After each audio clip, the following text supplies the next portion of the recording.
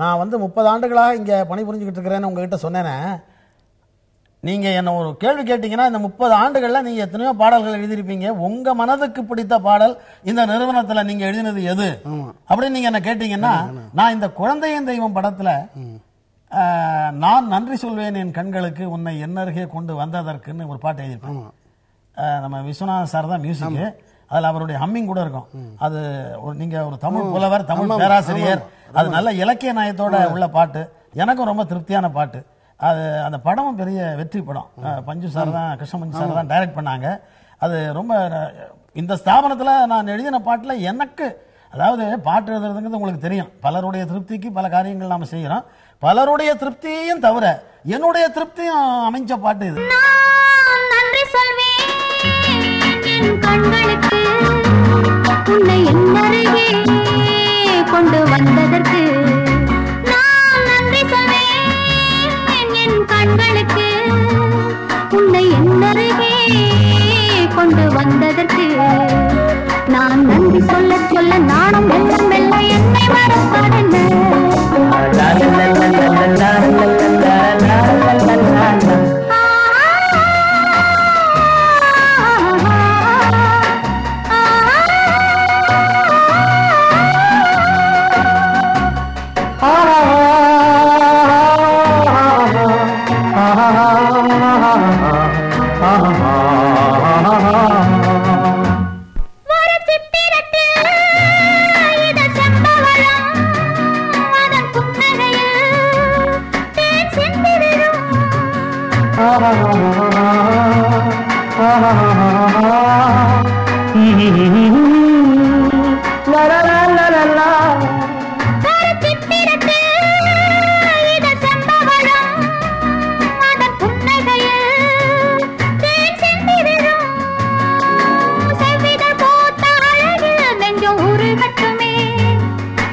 ஒவ்வொரு நாளும் தலைவன் கொஞ்சம் பருகட்டுமே. பருகும் அந்த வேளையில் பண்மயங்கும், சுகம் பெருகும் அந்த நேரத்தில் பெண்மயங்கும்.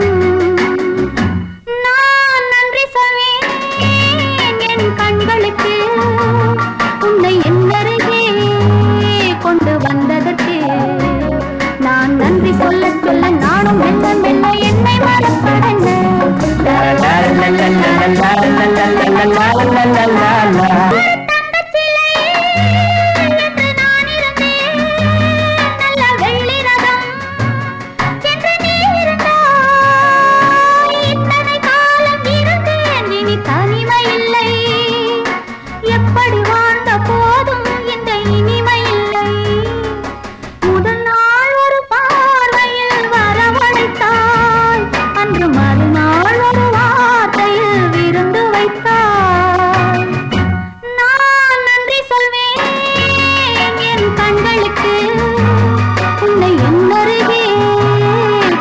வந்ததற்கு நான் நன்றி சொல்ல சொல்ல நானும் மெல்ல மெல்ல என்னை மறப்பதென்ன.